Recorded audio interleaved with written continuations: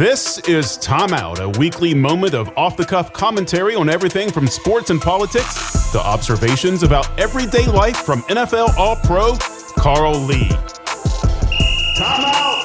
Hello, ladies and gentlemen. This is Carl Lee, and today I've got a young man that I'm going to have introduce himself in just a second, but I'm going to set up kind of the show. I know as a young athlete myself, I can remember being so intrigued, and I loved football, and I did everything that I possibly could do. I trained, I could do it by myself. It didn't make any difference, and I just loved it. And when I got back here to West Virginia and got the job at the city of South Charleston, one of the young men that I met was Kayson Holmes, and better known as Special K. And the very first thing that intrigued me was, his football IQ, his basketball IQ. Because you've heard me talk about youth athletics and it be about the best athlete. You give him the ball and he runs a touchdown and you don't have to teach him anything. You just hand him the ball and he just goes. This young man, Special K, he came across to me different. He was interested, and here's the thing, he was smaller than most of the kids, but the football IQ that I noticed with him and his interest in playing hard, going after the win, playing as the best game that he could possibly play. It felt to me like every game that we played, every practice that we had, he wanted to be at the top of his game. He didn't ever want to kind of slack off. Never had to push him. And I chose this show for him because there's a lot of me in him or him in me, however you want to say that, because I can remember being young and playing sports, especially football, and I was so into it. And, if I got hit hard, didn't make any difference. I was going to get back up because I wanted to play. I was not going to let you bully me out of playing this game.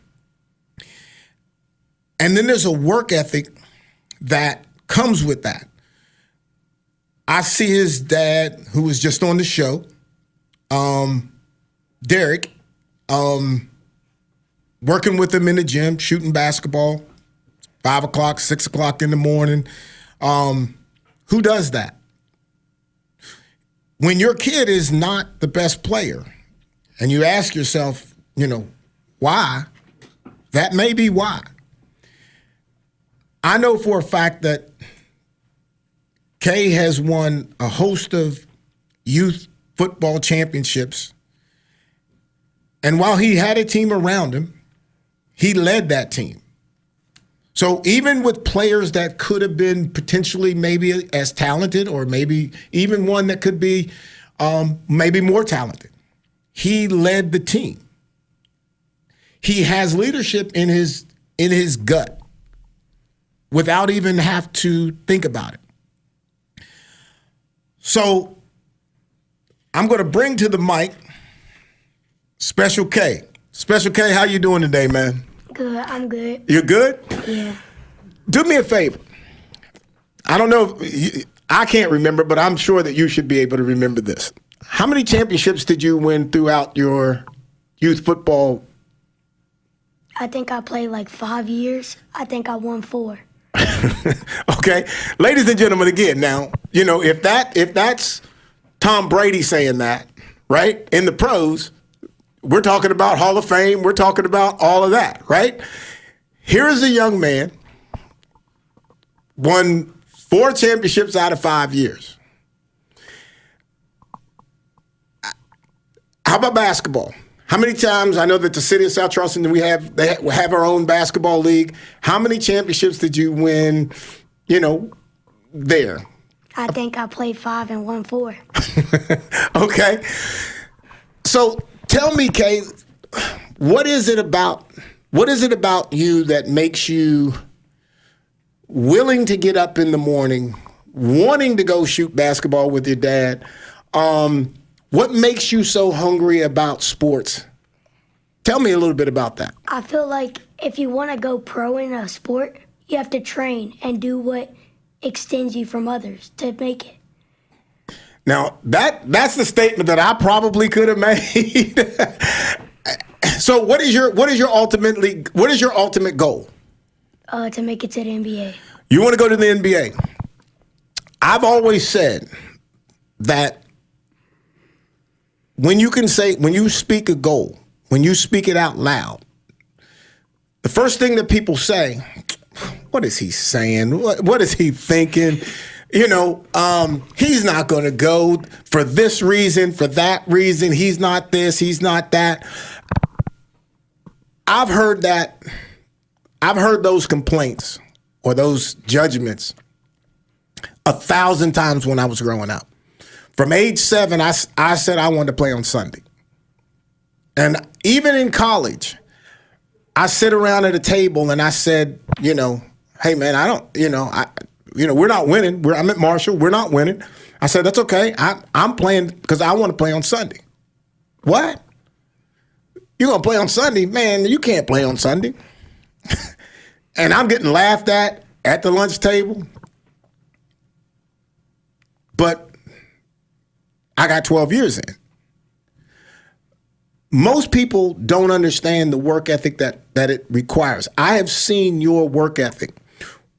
Where did you did you just feel like that you needed to put time in? You were willing to work, or how much did Dad have to do, Mom have to do? And Megan's in the room. I'm saying hello to her. How much did they press you to work out, or how? Or are you just like, hey, Dad, I want to go work out. Hey, Mom, can you drop me off at the rec? I want to go play basketball. Tell me a little bit about that. Most of the time, I wanted to work out. But, like, sometimes when we go in the morning, I fall back asleep.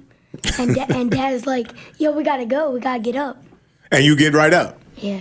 And are you happy when you get up? Not all the time. Not all the time? Individual accolades. Have you, and how old are you now? I'm 12. You're 12. So you've got at least 8 championships in football and basketball at the age of 12.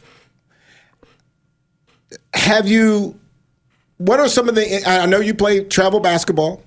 Tell me a little bit about some of the awards and things like that you have accomplished. And tell me a little bit about your travel basketball team and the success or how you guys do. I just want to say one of the best football moments I've had is when I got the MVP award for the week. Okay. So an MVP award, it was a weekly honor. And it was I can't remember what the trophy looked like because we kept giving it back. I can't remember what it was. But either way, you achieved that, and that was one of those moments that you still remember. Yeah. So, middle school, you didn't play football, right? Mm-hmm. But now you're playing soccer. Yeah. Right? So, how's soccer coming? I like it. You like it? Are you pretty good at it? Yeah, I'm pretty good. You're pretty good? See, I like that, Derek. I like the confidence comes with that. And, and let me just say this to you. People will try to make the case that you can be cocky when you say that you think that you're pretty good. If you don't know that you're good, I think that's the problem. I think that you have to know that you're good. Now, it's not a bragging thing. It's just the reality of, hey, I know I'm good at basketball. I know I'm good at soccer. I know I'm good at football. I know that I can do these kind of things better than a lot of people. That is confidence. And I can't tell you the number of people who find success will tell you that they were saying that they were going to be successful at it. You don't have a lot of people that are become successful who are not saying that they want to become successful. So my hat's off to you there. Do you have the school? Do you have a college already in mind where you might want to play? I want to play at Duke or UCLA. So Duke and UCLA, either one of those. So what about the NBA team? What would be your dream team? I don't really got a team. I didn't have a team either. All that mattered to me, I didn't have a college either. All I knew was I knew college was in the way to get me to where I wanted to go. I didn't care what team drafted me. I just knew I was going to be on that team and play. Well, here's what I wanted folks to get from this is we have the mayor in earlier. He promotes, funds youth sports, and providing someone who has gone through that process and the success that they have had and the goals that they have set.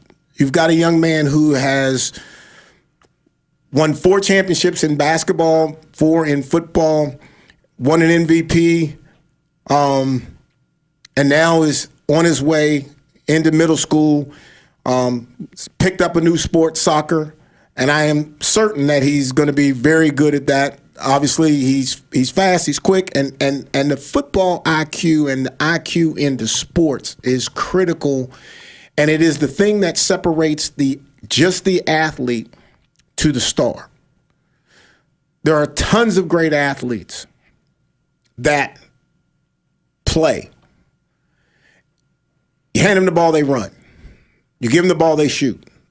They can make it. They can make a touchdown. They can make the 3-point shot. But there's a side that matters that is called sports IQ. That is something that you develop, and it's something that you think about as you play. And I have watched Kay over the years, and you can tell. He knows the situation. He knows when there is X amount of time on the clock. He needs to get the ball to somebody. He gets all of that. That's IQ. That's relevant. And ladies and gentlemen, youth sports is the development of the greatest athletes on the planet. And I think that this young man is going to be one of those great athletes. Kay, I appreciate you coming on to the show. Thank you. All right. Ladies and gentlemen, we'll talk to you again soon. The opinions expressed on this program do not necessarily reflect the opinions of WVRC Media, its management, employees, or sponsors. Contact Carl Lee on email, letstalkcarllee@gmail.com, or text 409-422-7539.